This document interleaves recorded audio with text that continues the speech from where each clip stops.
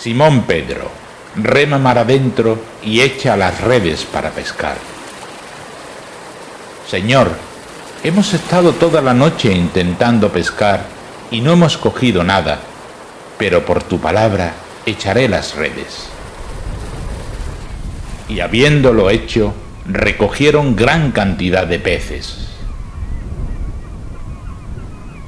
Y resuena en mi corazón las palabras del Señor diciendo: remad mar adentro, remad mar adentro.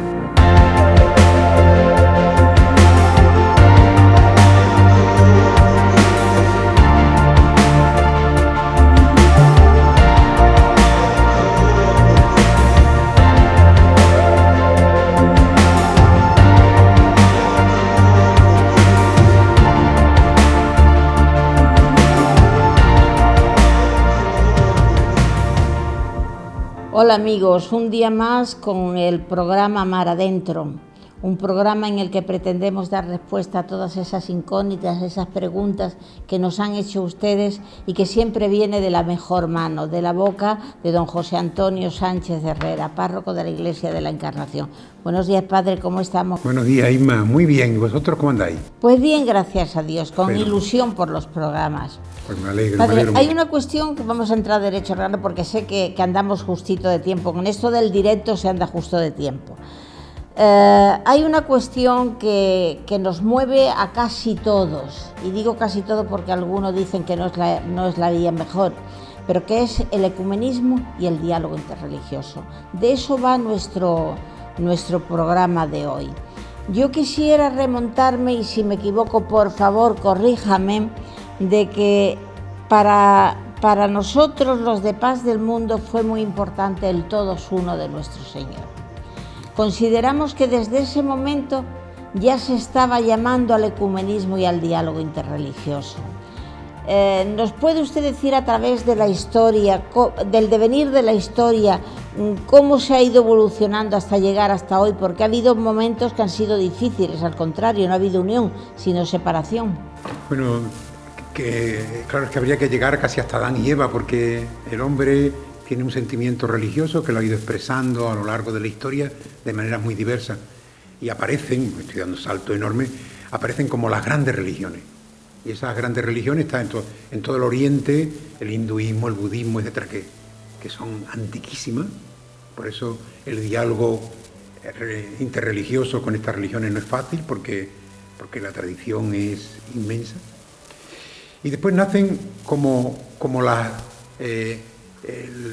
la historia de la salvación, que nosotros llamamos, Dios elige a un pueblo, el pueblo judío, al que va formando, que tampoco era un pueblo que ya estaba hecho, etcétera, y pasa de ser, pues como todos los pueblos del mundo, como todas las razas politeístas, etcétera, al descubrimiento del Dios único, Israel. Y ese Israel que está esperando, y dando salto, un Mesías. Cuando aparece el Mesías, pues no lo acepta como tal, no lo reconoce. Y ahí nace otra gran corriente religiosa, que son los seguidores de Jesús, que en Antioquía por primera vez se le llama cristiano.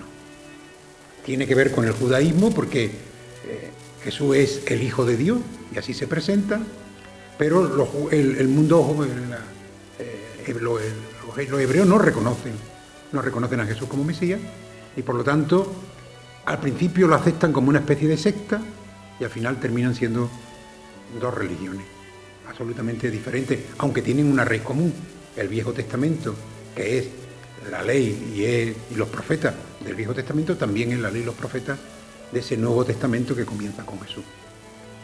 Y pasados los siglos, 600 años después de nacer Jesucristo, 600 y pico años después, aparece un profeta, Mahoma, que hace una especie de síntesis o sincretismo entre cristianismo, judaísmo, hinduismo, religiones animistas, que había tantísimas en la zona esa de África, de Asia Menor, donde aparece, y aparece una tercera gran religión, una tercera gran corriente religiosa, que es digamos el Islam. Bueno, pues judaísmo, cristianismo e Islam tienen muchos puntos en común y también muchos puntos de divergencia, Y después están esas otras grandes religiones que anteriores incluso al judaísmo posiblemente, incluso y por supuesto al cristianismo y al islam, que son el budismo, el hinduismo, en la diversidad también de expresiones, porque no hay un solo hinduismo, no hay un solo budismo, etc. Y ya refiriéndonos a nosotros, bueno, y después las otras grandes religiones o más minoritarias, que son, digamos, pues animistas, solistas, es decir, todas esas expresiones religiosas que en el mundo se dan. Y ahora, dentro del propio cristianismo, tampoco hay una uniformidad. Es decir, como el cristianismo se inculturiza, se enraiza en el Imperio Romano, sabe que el Imperio Romano tenía el Imperio de Oriente y el Imperio de Occidente. Y lo mismo ocurrió. La manera de expresar la fe en Jesucristo, en el mismo Evangelio, en sus expresiones, no es exactamente igual en el mundo latino que en el mundo oriental. Y ahí aparecen como dos grandes corrientes, pero que al principio viven en comunión, sin más problemas, hasta el siglo XI. Que hay ahí una disputa teológica y también política. La Iglesia de Oriente en gran medida se separa. Y será, digamos, el mundo ortodoxo ya dentro del cristianismo. Y serán dentro del propio cristianismo dos hermanos separados que creen en el mismo Jesucristo con matices. Porque también desde el primer momento ha habido herejías dentro de la comunidad cristiana que dan lugares, digamos, a expresiones, a sectas dentro del mismo cristianismo. Pero me refiero a una gran división, siglo XI. En el siglo XVI aparece, digamos, otra corriente dentro de la propia Iglesia Católica, que es la Iglesia de la Reforma. Lutero quiere reformar y Lutero, digamos, va en busca del Papa, que no le recibe porque la Iglesia necesita reforma, evidentemente. Es decir, lo veremos después, que la propia Iglesia Católica, no la reforma que hace Lutero, pero digamos en las grandes órdenes religiosas, es decir, el mismo papado, tuvo que reformarse. Ahí está el Concilio de Trento. Entonces nace otra corriente que es, digamos, el luteranismo en la Iglesia de la Reforma, que también es una iglesia cristiana, pero que ya rompe los vínculos con la Iglesia Católica. Como lo romperá después la Iglesia de Inglaterra, que es otro caso diferente también, que cogerá de la católica y también, digamos, de la Iglesia de la Reforma. Hay un problema político ciertamente entre Inglaterra y el papado, y nace la Iglesia anglicana, que es otra manera, también Iglesia de la Reforma, pero con sus características. Y después la Iglesia de la Reforma, la Iglesia luterana, la Iglesia de la sola fe, pues como no hay ningún tipo de magisterio, no hay ningún tipo de jerarquía, pues ya sabéis lo que ocurre, que a lo largo de la historia se va, digamos, multiplicando en infinitas iglesias evangélicas y pentecostales a lo largo, digamos, de la historia, a lo largo del mundo, ¿no? Claro, ¿dónde queda el que todos sean uno de Jesucristo? Pues queda bastante lejillo. En primer lugar, porque cuando Jesús está pidiéndole al Padre que todos sean uno, evidentemente Jesús no está pidiendo una única religión, porque en ese momento él lo que está hablando es de la comunidad de sus discípulos, es decir, y en gran medida también con el mundo judío del que él viene. Unidad en el amor. Unidad en el amor. Por supuesto, es decir, claro, es decir, si nada más que hay un Dios, Jesús, que es su Padre, es decir, vivamos todos unidos bajo el amor de ese Dios Padre, ¿no? No es fácil porque después las expresiones religiosas tienen también, digamos, siempre la tentación de ideologizarse, es decir, que cuando la ideología entran, digamos, en todos los aspectos de la vida, evidentemente la ideología, lejos de unir, lo que hacen es separar, ¿no? Es decir, es un tema complejísimo. Pero apasionante. Sí, no cabe duda. Y de hecho no es nada sencillo. Por eso el diálogo, bueno, es decir, el ecuménico es entre los que reconocemos a Jesucristo como Dios y Señor. Bueno, pues ahí hay un diálogo lento, pero hay algo en común, que es Jesucristo. Algo en común. Si nos salimos del mundo cristiano, en común tenemos a Dios, que nosotros llamamos Padre, pero no todos entendemos a Dios, porque no hemos tenido la suerte de que Jesús nos revele quién es Dios. Es decir, hay matices con el mundo hebreo, por supuesto con el mundo musulmán, no digamos ya con el mundo budista o con el mundo hinduista, ¿no? Con el Vaticano II se abre una puerta ya a la unidad. Creo, no lo sé, y somos muchos los que pensamos así, que está por estrenar el Vaticano II todavía. Bueno, en muchas cosas, en otras no, por supuesto que no. Pero, ¿qué nos diría desde en el Vaticano II que se abre esa puerta? Claro, bueno, yo creo que hay una posición muy diferente que tampoco nace espontáneamente. Ya en el mundo luterano había aparecido, digamos, esta sociedad, ¿no?, en Ginebra de las iglesias de la Reforma, que también habían buscado un camino de unión. Y por otro lado, la Iglesia Católica, a partir del Concilio Vaticano II, crea, digamos, un organismo también de comunión para entrar en diálogo con la otra iglesia. Hombre, la necesidad de la unidad entre los que reconocemos a Jesucristo como Señor es que es fundamental. Es decir, es que ese trozo del Evangelio está para todos. Y todos entendemos que es necesario para que el mundo crea, dice Jesús. Porque si no, esto es un escándalo. Y de hecho, la desunión es un escándalo. El problema es cómo se llega a esa unión. Es decir, todos católicos, o todos anglicanos, o todos luteranos. Evidentemente por ahí no va el camino. Y entonces, para hacer un diálogo fructífero y verdadero, tiene que hacerse desde una identidad profunda y verdadera de cada uno de los que dialogan. Porque si no, eso sería un superficialismo tremendo. Ni tampoco se trata de ir, digamos, a un encuentro de mínimos, porque eso faltaría también a la verdad. Es, de alguna manera, el Espíritu Santo, estoy convencido que el Espíritu Santo, el que conseguirá, si nosotros somos dóciles y fieles, hoy estamos celebrando una fiesta de la Virgen, pues evidentemente irá abriéndonos el camino y dándonos las luces para llegar, digamos, a ese encuentro que no es como nosotros imaginamos, que es como Dios realmente lo tiene pensado y decidido en su corazón de Padre, ¿no? San Francisco ya camina hasta Egipto. Eso sí que tuvo que ser duro hasta llegar allí con todas las barbaridades que se encontraba en el camino, pero él llegó. Protegido por Dios, él llegó hasta Egipto y lo hizo con la idea de unir en la paz a los pueblos. Aquello dio un resultado en su momento. Incluso yo creo que si nos trasladamos a los tiempos de ahora, hay reminiscencias de entonces que a muchos musulmanes les llega al corazón. Esa imagen de San Francisco yendo con toda humildad, solamente con la palabra, eso a muchos musulmanes de fe arraigada les llega al corazón. ¿Cree que realmente después de San Francisco se logró un tiempo, voy a decir un tiempo, porque la verdad es que hubo otro tiempo terrible de guerras, de masacres y de todo? ¿Cree que realmente hubo un resurgir de ese todos uno en versión más actual? Bueno, es decir, hay un intento. Lo que pasa es que el gran problema es que la religión se convierte en un instrumento en favor, digamos, de intereses que no tienen nada que ver con lo religioso. Es decir, las guerras de religión, que en Europa y en el mundo han sido y siguen, evidentemente son una perversión, porque Dios no quiere la guerra. Dios quiere, digamos, la paz entre sus hijos. Lo único que ocurre es que esa guerra de religión la hemos tenido también entre los propios cristianos. Es decir, entre el mundo, digamos, de la Reforma y el mundo católico.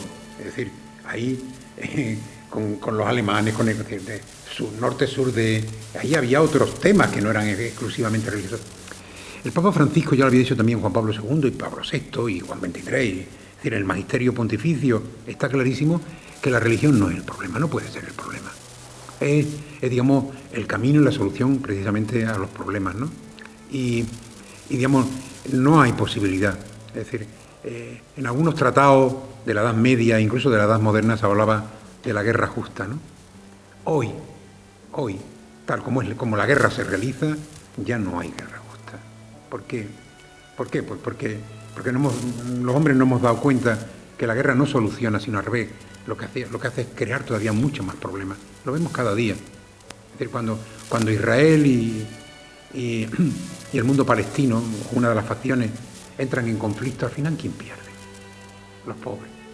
Cuando Marruecos y España no se entienden por no sé qué problema, al final, ¿quién pagan los platos rotos? Los pobres.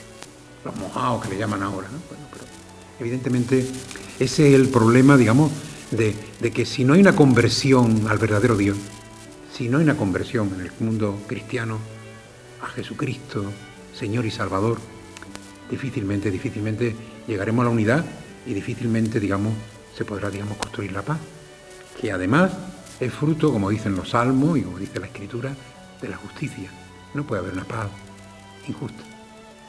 Una paz injusta, digamos, es una opresión, es una imposición, es una dictadura, ¿no? Es una equidad para lograr la paz. Sin la equidad y la justicia... Y el gesto de Francisco es evidente, es decir, si entre los que no se hablan, para poder realmente empezar, de entrada, alguien tiene que romper el hielo e ir a dialogar, aun con el riesgo de que te corten la cabeza. Pero evidentemente, desde posiciones enfrentadas no puede haber un diálogo, ¿no? Y el diálogo también es siempre desde la verdad, pero desde la humildad. Y el que realmente es seguidor de Jesucristo, siempre entrará en el encuentro con otro desde abajo. Desde Jesús se pone a lavar los pies a los discípulos. Y ahí nos está dando un ejemplo de que no hay otra posibilidad de ofrecer salvación sino en el servicio, lavando los pies. Ya mucho más cerca en el tiempo y dando gracias a Dios, nos encontramos con un encuentro de Abu Dhabi del Papa Francisco y el imán Al-Saed Ad-Dayed. No sé si he dicho el nombre bien, creo que sí, pero es que... Bueno, tú lo has dicho, yo sería incapaz.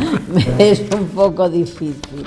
Ellos firmaron un documento de una vida en paz enorme. Un documento que realmente a los que lo hemos leído nos quedamos sorprendidos de la grandeza de ese documento, visto por dos líderes de religiones distintas, porque el documento fue escrito por los dos, por el imán y por el papa. Se ha dado una circunstancia, se está dando una circunstancia de que incluso en colegios, en los medios de comunicación, en algunos tratados a niveles de los países árabes, se está dando pinceladas de ese tratado para la voz pública. En países árabes estoy hablando, con lo difícil que es eso y que conocemos bien que los países árabes tienen una idiosincrasia especial. Sin embargo, la repercusión de ese tratado en el mundo occidental no ha sido tanta. Claro, hay un problema enorme de liderazgo en el mundo occidental, ¿no? Estaba claro que lideraba Estados Unidos, eso ya no está tan claro. Estaban claras tantas cosas, es decir, que al final esos liderazgos han caído o no son reconocidos y aparece un hombre sencillo, Papa Francisco, que estoy convencido que sin desearlo ni quererlo se convierte y le convierten en un líder.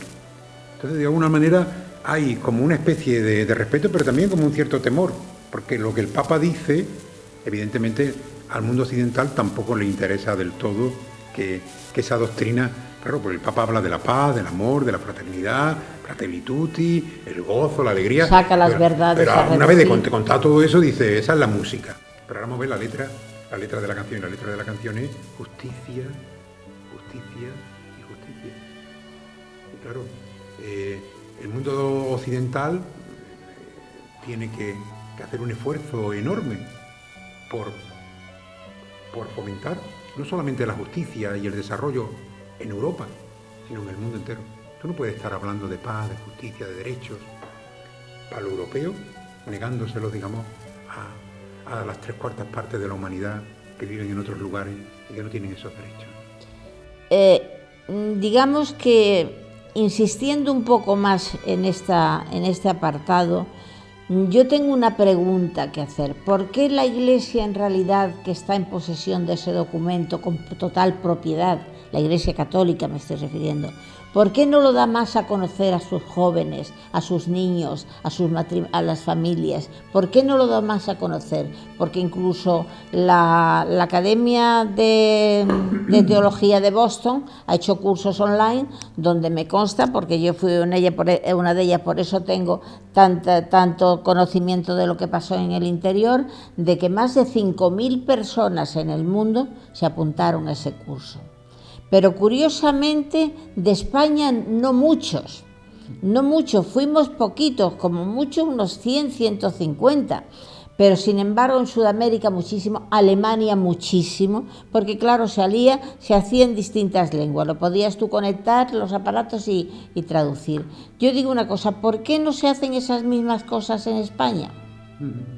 Bueno, porque yo, vamos, no creo que haya un plan para no hacerlo, sino que realmente, tú sabes que en España siempre somos lentos, pero seguros. Y también porque el magisterio pontificio, el magisterio de Francisco, es tan amplio y es tan rico que evidentemente yo creo que en el Congreso último de laicos ya se dio un paso importante, ¿no? Digamos, una iglesia en salida. Yo creo que son estos documentos y todas las encíclicas, todas las exhortaciones del Papa Francisco merecen, yo creo que a nivel técnico sí, creo que lo que necesitan es una mayor difusión, ¿no? Pero yo creo que también la pandemia ha jugado un poco, echémosle la culpa, ¿no? Y después porque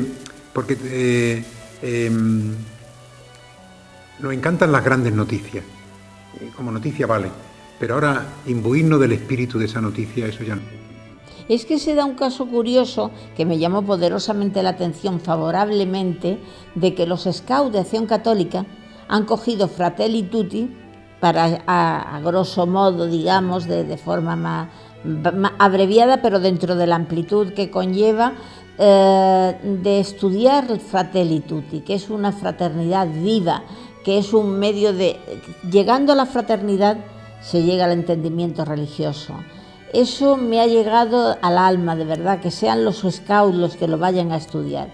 Yo le hago una pregunta, padre, pero a nivel personal. ¿Se podrían hacer charlas de estos temas aquí en la parroquia, por ejemplo, que le pudiéramos dar difusión a través de los medios para por lo menos darlo a conocer un poquito más? Porque los medios al uso, los medios de comunicación al uso lo silencian totalmente. Completamente. Sí, de hecho nosotros vamos a tener, como sabe, el día 26 de junio, si Dios quiere, como comunidad parroquial, una convivencia donde hemos pasado, ahora os llegará una encuesta a toda la parroquia para quien quiera la pueda contestar, una especie como revisión. Y a partir de ahí vamos a comenzar a hacer un proyecto para 4 años que va a partir precisamente de los deseos y de es decir, por un lado lo que la diócesis quiere, lo que la Iglesia Universal quiere, lo que la diócesis concreta, lo que Marbella necesita, y ahí, digamos, para en Adviento, de alguna manera, poner ya en marcha un proyecto para la parroquia de la Encarnación de 4 años. En ese proyecto, entre otras muchas cosas, va, digamos, un trabajo a niveles sectoriales. Por ejemplo, en el caso de los cursos de matrimonio, pues el documento base, Amor y Leticia. En el trabajo con los jóvenes, adolescentes y jóvenes, es decir, después de la catequesis e iniciación cristiana, el trabajo va en una doble línea, el Evangelium Gaudium y Fratelli Tutti. Es decir, que de alguna forma ir trabajando. Es decir, con los adultos, el tema que vamos a trabajar, porque es un tema precioso y muy, va a ser, digamos, el Gaudete Exsultate, que como sabe es una llamada a la santidad y a la vez una profundización en las bienaventuranzas bellísimas. Es decir, vamos a aprovechar los trabajos de formación y los trabajos con cada uno de los sectores y grupos de la parroquia precisamente a partir de documentos del Magisterio Pontificio que digamos que actual, porque el Papa tampoco inventa, el Papa lo que hace es recoger lo que sus anteriores han expresado y en el hoy con su estilo, con su manera ofrecernos, ¿no? En ese nivel, yo creo que me consta que también en la asignatura de religión, donde a pesar de todo y por encima de todo los padres siguen apuntando a sus niños a la clase de religión, evidentemente un porcentaje altísimo, a pesar de que es la única asignatura que hay que pedir todos los años, que se dé, etcétera, a pesar de todas las trabas. Es decir, los padres son como la anemia recurrente, ¿no? Casi un 80% de los padres piden la asignatura de religión y mira que te la han zarandeado de todas las maneras, a pesar de eso. Bueno, pasa igual que con la vacuna, ¿no? Basta que el gobierno diga Pfizer para que todo el mundo coja AstraZeneca, es decir, que son geniales, ¿no?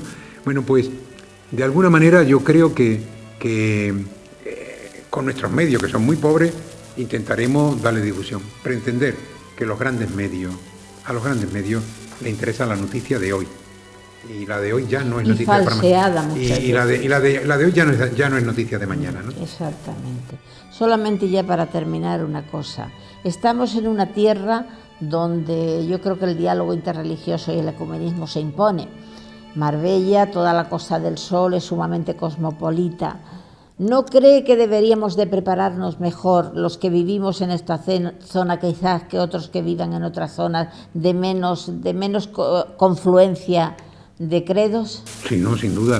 Yo creo que ese trabajo que habéis hecho vosotros, ¿no? Que me consta tan precioso, ¿no? De encuentros de paz, no sé cómo era el título, ¿no? Que habéis hecho, me parece que es muy interesante. Yo creo que hay que recuperarlo, actualizarlo, pero recuperarlo.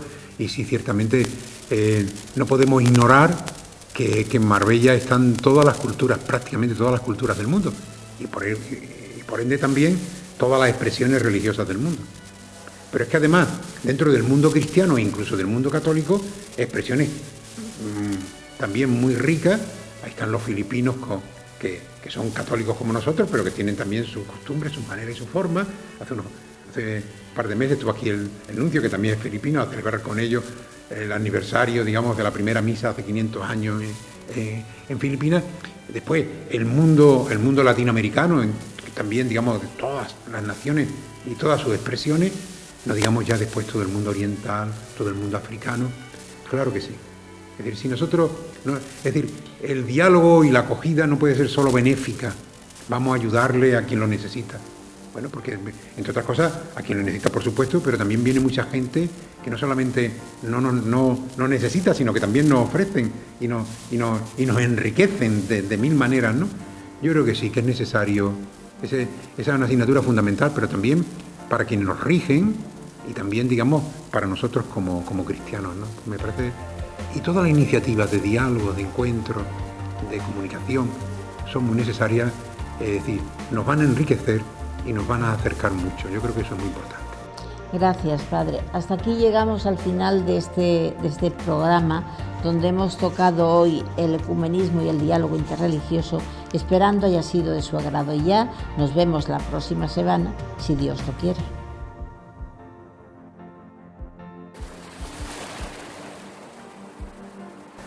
Y resuena en mi corazón las palabras del Señor diciendo: remad mar adentro, remad mar adentro.